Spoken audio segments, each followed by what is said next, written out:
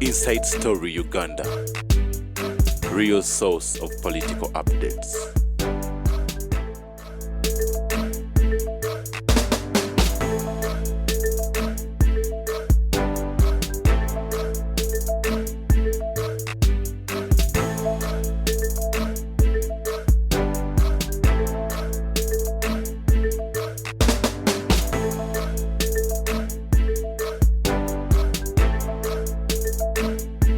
Inside Story Uganda. Chewunyisa ate to the contrary. Kati mukazi Amongi tomulaba oyo. Amongi ayina omwana gwe yandaputinga ewange. Namumaliyako obukadde ngaaka. oyanita Yayina obulwadde obumuluma. Era amuyita mwana we. You see, for me, sirwana personal wars.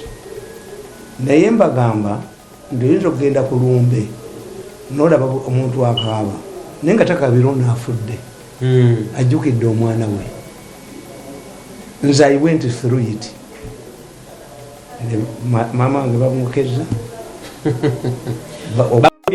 Mama waffe mole baagala okumusaayawo. Bansasula ki? Total destruction. Kyamani waabwe muwulira ng'ayogera yabagambye bagenze ku nnyanja ne beekweka yera ebyuma n'akwata. N'agamba naye, this man is very bitter about me. Yes, I'm very bitter about you. Because you said this man must be destroyed and go home and rot.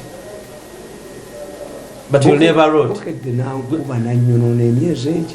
Mmwe kambabuulire kati mulaba oyo omukazi Kadaga ayinza obbafaako mu byokuzannya. Ayinza obbafaako mu byokuzannya. Because for the last 20 years talabangako bad publicity. Buno bukatulibwa mu bumu kuba ne mukola ki ne mukola ki. Somebody can easily die. Lwaki Uganda tumanyi kubumba abantu bulungi? Kuba namuntu akoze ekirungi era bateeka yate omuntu obubi lwaki bamuteekayo? Basasula kye kigambo ekituufu. Yes. Nga siberangako ne mu gavumenti to campaign for Museveni. Kati Sale bw'ajja ewaffe ekaliisi baleeta emmotoka abaana yali emutomedde nti nze nkikoze. Ate go campaigningira. Kakati nze buli lwendaba bamafiya abo sibeerawo. Kuba sina kyenjagala mu nsi. Naye argumenti yange yabadde egamba nti Sale okukwata abayimbi n'abuwa ssente obusirusiru obugwaga obuwumbatuutu obufungulandi ne bufuluma ebweru ne buzirwaniramu. Ekifo ky'okugabana obulungi okubaako ebibamula ebyamakulu miliyoni 600 gundi atubbye miliyoni 500 onatutte 3. Nembagamba, do you know that can incite the army? Muwa abayimbi ssente gundi army band y'omugiwa. Oba prisons band? Yawe ya army kayanja akaba ssente ye patroni wa army band. Yo army band byonna ebirina. Where do you get this bayimbi money? Bafiirwa ki? Obutakola. Nina abala bafiirwa. Ate abali mu wina abatunda engoye. Nabo bafiirwa. Ate ababbala beze muggadde. A stimulus must cut across. Ne mugulumiza nnyo abayimbi. Kakati ningamba Sale tebw'oduumira nga tetunnayogera bw'oduumira reserve force. Do you believe ti abali mu reserve force basanyuka nnyo ng'obusiru bokuba mawulire nga babufunye ssente ewa Sale? Sale naŋŋamba bwe kiba kyekyo tetulina luta. But I'm not the one who is distributing this money. Nze ndi mu industries. Nekolera jange. Yali mu abagaba ssente balala. Ne Museveni yagamba ti enduulu ey'okulya emmere n'enduulu ey'olutalo ziba zanjawulo nnyo. Ekituufu. Abaganda bakugamba twekisize akira tunamumma waliwo alemerako. Abakazi abagezi bw'alaba nga mu ddiiro mulimu abantu bangi naddala mu campaign. Wiza naga ntata gundi jangu n'ogenda mu kisenge n'olya emmere. Naye nga tagira ssente olye wekka. I don't eat food alone. Oba tetumala togijjaayo. Kati buno obuyimbi bwammwe obusiru bujja tuleetera ebizibu. Ti abantu ababanoonyeza obulubu bawulira ti abayimbi bakaine obusimanyi ono gundi. Abategesi b'ebivulu. Abavumye Museveni enkya. Balamu ya baba musente. Musajja waffe onoomulala. What message are you sending? If you have decided to give bayimbi money, give it quietly. What about a man like me? President yambandikira ebbaluwa ti obutabo bwaffe obubuddemu buli mu mmotoka nenkwata miliyoni zange nga 2 bwe banzanya ne banzanya pati nga waliwo omuntu mu gavumenti alowooza tali mu gavumenti nti nina omukolera nga nja kuwaziza era nemuwulidde ng'agamba money is a nuclear bomb nti nja pakolera mu bwavu ate oyo mumanyi batugoba ku Museveni mwekimutamanyi tukita reverse psychology nabaga nti mukyala wo waako agumikiriza obwavu naye omukazi kasita kukwata mu kkooti yo nasanga mu risiiti ya lodge ne room service akutta because the issue is you have the money naye wagenzeyo ng'oli safari ogenze emirimu n'osulako akyenkubuulira room service so baninga bayabwe yasente nze mbabuulira ebintu which they realize afterwards kwanza sijja kugenda Yerusalemu ga nange mpa omusajja omusiraamu nalaba basiraamu banne nga beekwese bali embizi ate naye naakuba bulujji n'ayingira abatayamba busiraamu. This is where we go wrong. Nti ompe sente bwe nkuwa sente nwanza onvaako osuule Museveni gwentoseri ku Museveni oyagala eggwanga lisigale nga akyalifudde bulungi. That's where nti abakolera Museveni tebafuna but Sali yangambye don't quarrel come and we talk tondeka naye ekyo kiri yangambye ekyo kikiralifying I'm not the man who is distributing this money okuziwa abayimbi openly because I agree with you whoever is doing it is inciting the population. What's the difference between Bayimbi and others? There's no difference.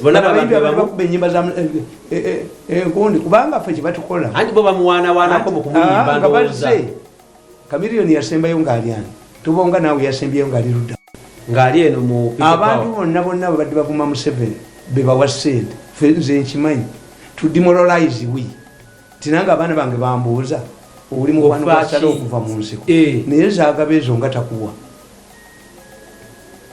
so lwaki tosirikako famire yenkubuuza lwaki tobavaako batebakufaako ati nina missoni yange endala nababuuza ti abasisita abo be basinga okukolera kereziya bavuganire nga bafaaza abasinga babeera mu takisi kubanga omusisita munnaddiini faaza si munnaddiini era bwe baba basoma abakatoliki tusabire abasosodoti bo bannaddiini n'abasosodoti bo abakwawulibwa.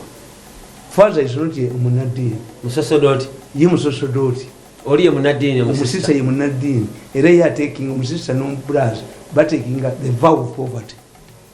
Faaza takuba kiragano kyabwavu no. This is where the problem is. Kakati nze ngenadde mbagamba nti you see me in many battles and people think kakati nabagamba nti omusajja gwe bayita Malinga bamugoba mu Bank of Uganda Nakalema n'alimba nti eriyo sente naye court acquitted the man. Has he ever talked to me? Has Malinga ever talked to me? Does he know me? In many cases abafere bagenda ne babagamba ti mirundi antumye sente because they don't believe that this man has a cause. Kwanza nsooka kubuuza mutundi abeerosi bawagira agenda kutunda kibanja abaana ne bakaaba batya kuba kwe balya kakati why do I always support people who are in danger who cannot give me money? Kitegeeza me whatever I do is not money oriented. No. Bwe nkugamba ekigambo mba nyamba gwe but I'm not commercial. Anyway, bali list temufuna sente. Yanze nkubulire si kyekyo bwe bangoba emyaka 7 waliwo yangoba ine emirembe. The other one is now isolated. Buli omu amuddukako buddusi. Aliyeka. Ayagala okunwanyisa. He cannot. I can target his family. Abaana bene mbagoba ku mirimu naki. Nze bwe nkusuula eddala. You have a monopoly on power.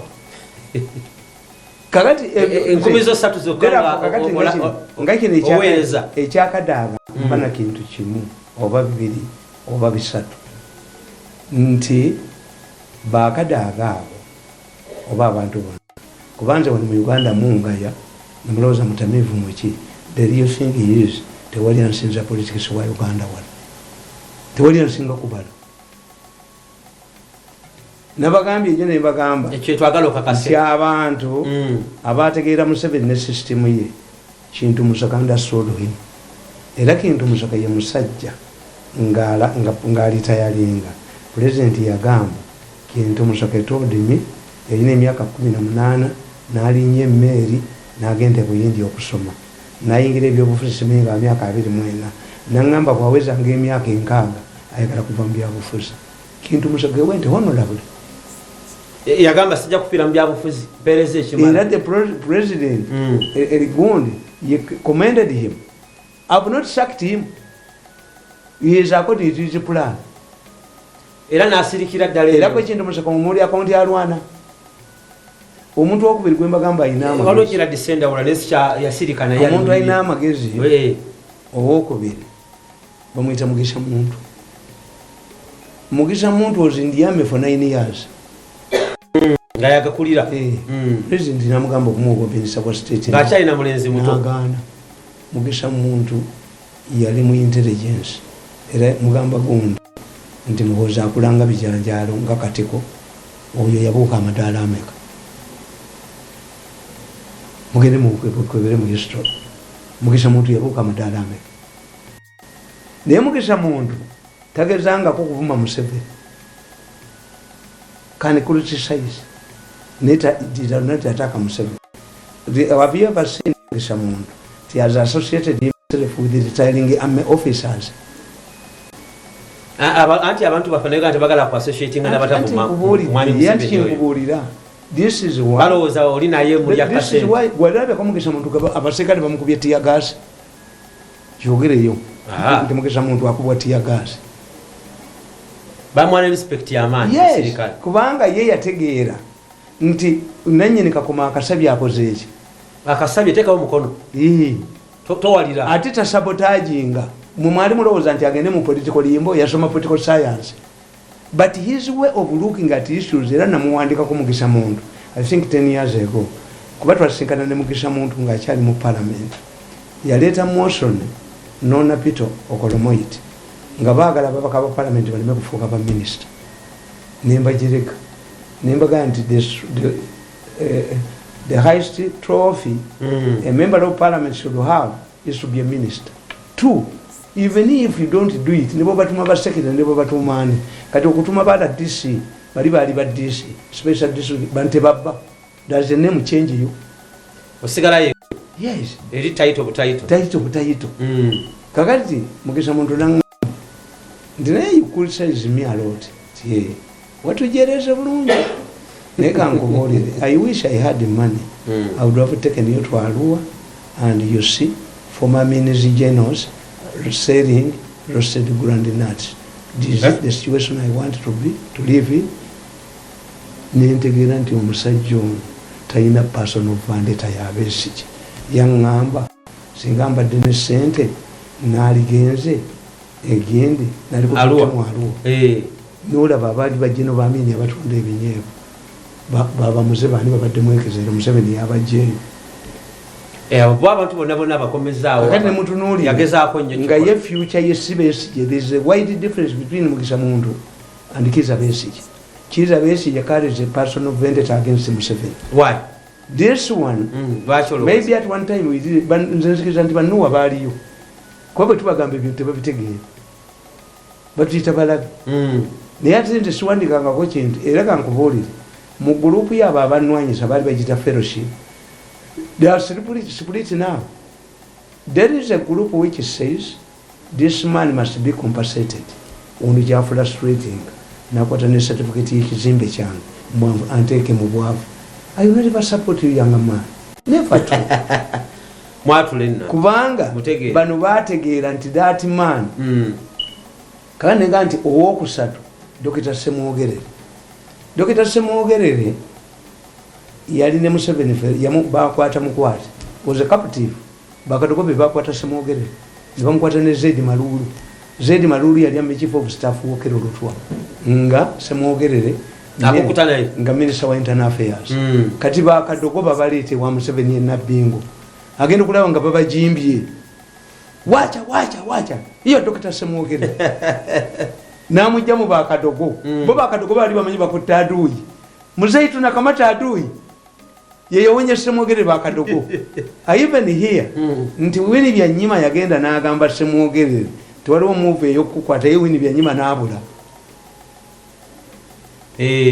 Kakati Semwogere president n'amukwata wa Museveni abala abantu bonna be yasanga mu gavumenti y'Okero yabatwala Dandi 80% yali minisita w'Okero gundi agula awoli yali minisita w'Okero Mayanja Nkanji yali minisita w'Okero w'education Semwogere yali minisita w'Okero Abukacha Mayanja gundi Olalo Otuno yali minisita w'Okero owa foreign affairs why abakyoli abalango bagamba nga abakyoli temfewe tutali temusobola kufuga temwina brain kakati abakyoli bawa mu government ko kunona yo their best brain ati yafiira wa kuba yali ali sirete okubera chairman secretary wa UN Uganda failed to endorse him and gundi bana Uganda tebamutegeranga ne byanyonyola tebayimanyi gundi but Dikwera had recommended him Dikwera had recommended Olalo Otuno to be the President Museveni amwogerako birungi and at that time government okiriza mukyoli kukola ki kubeera mu UN kuba olutalo lwali mu Northern Uganda era ekyo bulaba abazze oluvannyuma bafunye the new arrivals.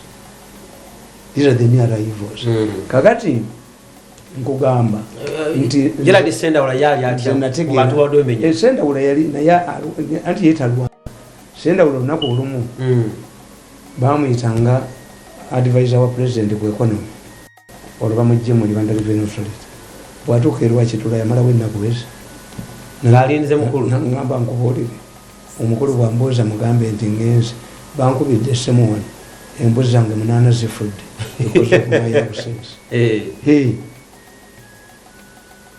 Sendawula musajja nti ntuule wano okulinda president kuba abapolitiko tebamanya ani kureceive zipulayo bayinza n'obutakuteeka muntu bwoli n'omalayo ennaku ezi waliwo minisita ayinza kumalayo yajja mu State House ne mulaba essaawa 6 ogw'ekiro ne mugamba nti muzeeyi yagenze naga kuba abapolitiko ndowooza n'okubamanya tebabamanyi tebamanyi public relations waliwo Nakalema lwe yagamba Kalinaali ti president ali busy Kalinaali naganze ngenze Museveni yamuyita buyisi nesali Nakalema yekimukola ng'amanya agajja tebamanyi bantu tebalina PR public elections bale basome lwaki babateeka mu ofiisi kakati nkugamba nti omuntu owokusatu amanyi politics wa one an expert is me tewali yali akola nali nkoze bano bonna bambabazi baani bakada ekibalimi okutegeera kiri kino mu gavumenti ya Museveni muli mwezi mulimu gavumenti ey'abamafiya abavubuka abato obubbi obwagala okuproducinga successor wa Museveni naye bwe babukola emirimu nga bweraga nti bwani bukoleramuko w'embuga kakati bwe bukukuba mu saikola gye bakugamba lwotunulira abalabe b'omu muntu naye ate okuba ye. This is what these people, the mistake they do. May I separate these boys, arrogant boys, from Museveni? This is why nakola ekintu abantu kibatategeera kimutalaba bano bonna ekibalemye. I refuse to go to president's office. I don't attack Museveni. I went home. You work from, wherever and continue supporting kubanga office sigwe mutwe. I don't need government facilities. Nabuza abaana bange ne mbagamba, why do you believe Museveni has maintained a here nga neeri enkadde bwe bagitwala baleeta empya ne bagitomera ne baleeta endala abaserikale abali wano balinga 6 mpeza abaserikale nga 12 buli maka gange gye bali ne mbagamba omulowooza tamanyi olowooza Museveni tamanyi nti sikola lwaki contract yagirinewing nakati bampise nti erirenewed agirinewing yoli polampola mu ngeri ye kuba yamanyi it is a tag yamanyi omugaso gwo nedda yayagala obikomyewo ategeere nti kati otegeka ki lutalo abo kyekibalema. Every decision is purposeful in political science. Why should this man ne sente azisa mu batali balabe bange, why does it one recognize what I do ne sente zange bazibba yampako bilioni musanvu ne bazibba abo abaana nga bazanye ne kaliisa bwe bati jo baali bankima ate ngenyondo mutte nze bwe twawukana tuba twakanya mu pig hapo no university here sikomawo yo pig without university here bwegenda kusanga masa kutombezi kakati bano ekibalema bonna nampasa katabo kange nti plan nti option is 0 Kadaga yalwanye n'amalayo byonna any human being would do naye mbagamba naye yakoze mu nsobi teyandize becyandivuga musenge yandikitadde no andi kakati mumugenda ne mwogera according to the eyewitness accident tewali agitunuulira nga egenda kubeerawo yagyetegekedde according to the eyewitness era oyinza okusanga omusajja ng'akubye emmotoka ekikutoga nti wajja kubawo owa bodaboda adduse ente ebadde esala egenzi nobody can restructure a scene of accident muyinza okugamba omulwadde mwamulwisaayo namu nga akibisobolwa nga yafiira kumpi n'eddwaliro. These are human errors nti you are not satisfied. Kakati tasibwe mbala bwenti ebyobufuzi nze nkugamba ti abantu bafaanana ye abawerekedde paka kusaba esembayo abategere bulungi bali aba basatu Katonda omukulembeze w'eggwanga babiri ne Lubaale bafaanagana in operation. Lubaale omukulembeze w'eggwanga ne Katonda bafaanagana. Gaddafi yazimba omuzikiti yenfa Katonda gyali museemu ago kampala mukadde mukusali ate se ogogoka naye yafa atya ng'omwana alinga ataweereza Katonda omwana omuto amufumisa ekitala mu nnyuma bali yesasikale natabera humiliated watyo. Yes, ng'omusezi by the time he died he had only one bodyguard, a black man. Ate negundi ne Yesu yamwetikirako omusalaba gwe era naye yali muddugavu. Simon atali Simon Peter black.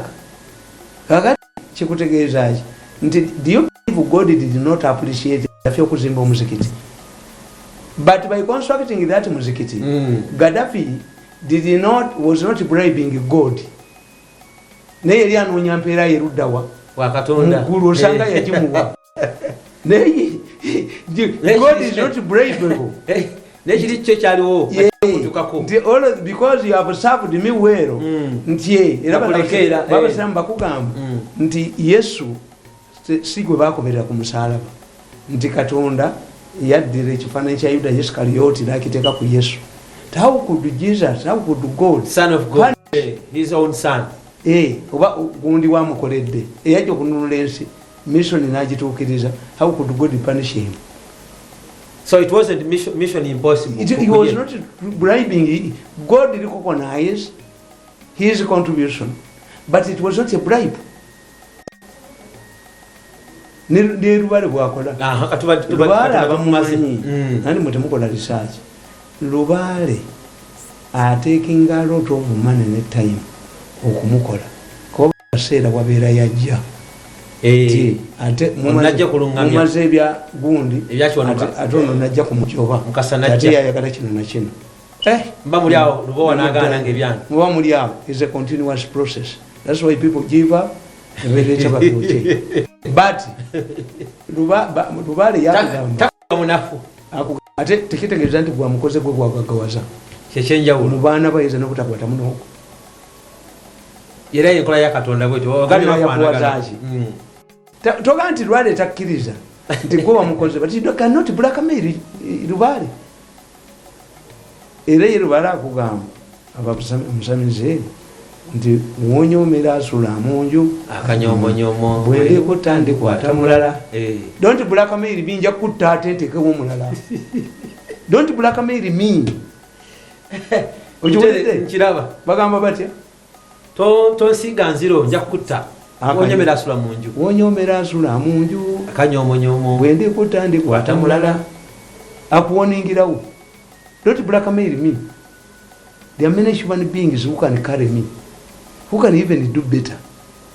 Nsobola okuva ku jjoba lyo nengenda kudala kakati n'omukulembeze w'eggwanga ate ssebo naye wamutawaana kubanga bagenda ne bajja ngo yamukongojja kati ne bajja ne bagaa nti yakoze bwati ne bakutta naye ng'ate balowooza basse Lubaale so nga yali waliwo anti kugenda obyokya ebyo abalokole Lubaale boyokeza kati weyo kyengoye zange nze bukoyokeza naye kyenkugira mu element what I'm driving at nti don't blackmail God or Lubaale or a leader because of your contribution. Kola chokozeeko genda kubanga what many people don't understand nti eriyo coalition government. A coalition government mutuula ne mugigabana ne mukola kye tuyita minimum program ne mugabana ebifo. If one of us is found wanting era avaawa ava mufe Museveni takikolangako anti kimanyalo kubuuza nti wali Uganda kisoboka bulungi ye Museveni Kenya nawe Museveni yakozesa broad based. You come as individuals. He does not negotiate with anybody. lwaki Anti nkugambye yenkola ye eriye kusaba kino kikye. A coalition government comes when none of the political parties has produced a government. So you come and talk. Nti mu Britain waliwo akabiina katono akegatanani kegata conservative era ne muyite eri bibeeramu nnyo ti olemedde okuba bali ku parliamentary democracy kati Museveni is not running a democratic a parliamentary democracy ninga gwe nengerako mu maaso manyi gotera okulengerayo bulungi ninga alengera parliamentary democracy okitegedde emyaka 5 ejijja kakati okitegedde kiraba nti ye ffenna ye atuleeta tumukolere we are aides of the president. Don't blackmail him. You cannot. Two, Museveni abadde mu gavumenti nyingi n'ategeera ekyayize suulanga ekyasuulanga gavumenti zino the power behind the throne nti gundi oyita ojoko nga bw'atisaidinga mu UNRF before his death nga ye power behind the throne obote si yavuga nawulidde abambe byeyogeza kukolanya ne Anita Among. That the second point somehow wajja kubeera we mabega w'entebe bannamulondo. The second point is nti Museveni yategeera UNRF nga tekola decision tewali ali in charge. Museveni atunulya Paulo Muwanga bwe yasoola gavumenti y'Obote. You think Museveni can allow another Paulo Muwanga? Tasobola kukikkiriza kubanga akimanyi bulungi. Yakeera ku makya kwate emmundu ye n'abantu 27 nali obuuki bukinaabonabona yayiga ensolo ye ekitegeeza gavumenti era bwe kibeera yayiga nsolo ye kati bwekireeta ekyensolo eyina okutegeera nti eyigira master waayo embwa keetandika okuga nti ennuuni yange bagittirawo ate ne mmwe abazze okuyiga nga muyiga ku era batugamba kyono batugamba mu byobufuzi ti bw'obanga okoledde omukulembeze olina by'otamusaba. Embwa yagenda neyiga hooko embizi ey'omu nsiko eba nkambu nnyo n'egitaagula nnyo kakati bw'egitaagula n'eddayo eka yagenda okulaba for the first time ng'abantu abazze okwebaza omuyizzi bayitirivu kuba embizi ey'omu nsiko ewooma nnyo ate teyiggika. Embwa neegwama n'ebiwundu byayo ne batema ne batwala ennuuni tegirya ne batematema ebisambi tebirya.